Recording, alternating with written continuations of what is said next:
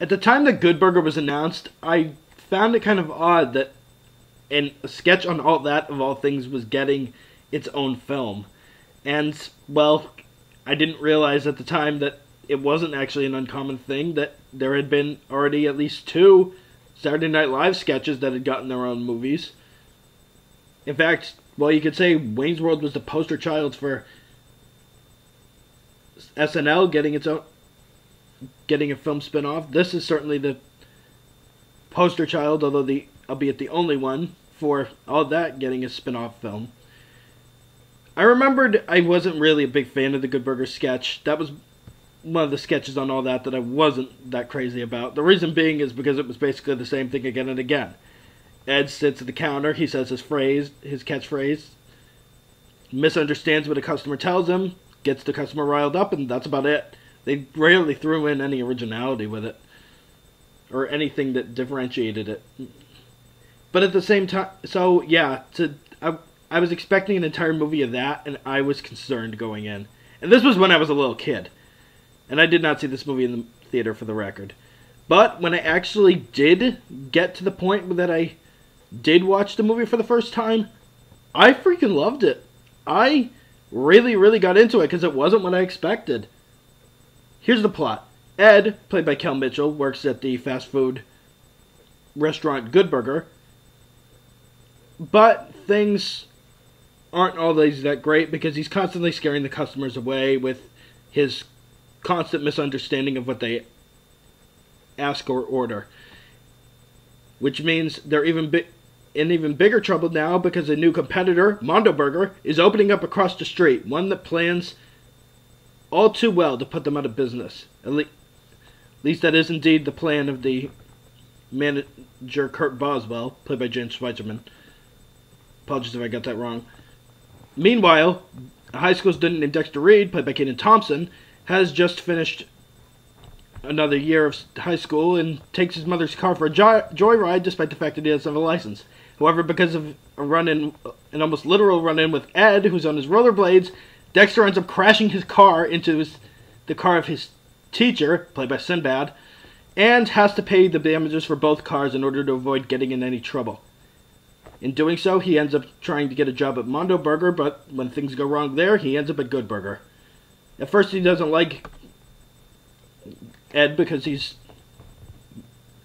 not only too dumb, but is angry at him for causing the crash that resulted in him having to get the job in the first place. But then it's revealed, and while Good Burger begins to suffer as a result of Mondo Burger's opening, it's revealed that Ed creates his own special sauce, which actually everybody loves the taste of and can't get enough of, to the point that they're able to lure all the customers back with the sauce, and in doing so, begin to get their business back. However, Kurt plans to try to sabotage Good Burger in any way he can in order to prevent them from... in order to try to shut them down. Will Kurt succeed? Will Ed and Dexter save Good Burger? So, yeah, anybody who talks about Good Burger now, well, Good Burger is probably the most remembered of any of the live-action Nickelodeon movies. It is definitely reaches cult status. You ask anybody about Good Burger, most people will probably say they love it and they remember it very fondly. They consider this movie their childhood. I mean, you would ask other people, I suppose they would. I suppose if you were to ask anybody who wasn't a kid at the time that this movie came out, they would certainly say it wasn't. I remember I've stated before that I thought Pixels was this generation's Good Burger, that they'd watch it as kids and love it, and then later on they might still love it because they grew up with it as kids. Well, yeah, if you know what my thoughts are on Pixels, it is not positive in the slightest. This here, though, I do acknowledge that a lot of the humor is very simplistic. I do appreciate the fact that because of its simplicity that I think it works. That I think it manages to be entertaining for those reasons. I think Kenan and Kel, obviously putting them on screen together, they've always had very good chemistry, so you appreciate that. And yeah, the simplistic humor, I think the way that the craziness of the movie goes about is really entertaining.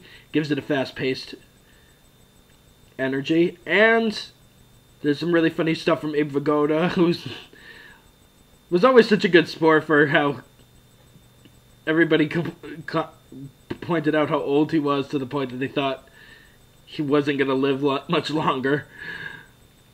I do appreciate the fact that he took him with good nature. So, yeah, with this movie, I think the simplistic humor really helps in the fact that because it's presented in a way that's not just the way that the sketch does it, that really helps with it. And some of the gags here, in fact, many of the gags here are funnier than the way that the sketch has done them. And I do appreciate the sketch differently now, but at the same time, I will say the movie, because it has a plot structured around it, and because the gags are written with a bit more ingenuity to them, helps to bring things out much more. So, yeah, if you go in knowing that this movie had a certain niche audience and you want to try to see where they're coming from, I think you can get an appreciation out of this. Heck, when Gene Siskel and Roger Ebert reviewed the movie, they actually they both agreed that neither one was that the movie was purely for kids. They actually argued about the fact that the movie was, as to how bad the movie was. I mean, Roger defending it in the sense that it wasn't made for them, and Gene just not wanting to hear it. So, yeah, and if you're definitely somebody who grew up with this, much like me, more power to you. What else can you say except, welcome to Good Burger, home of the Good Burger. Can I take your order?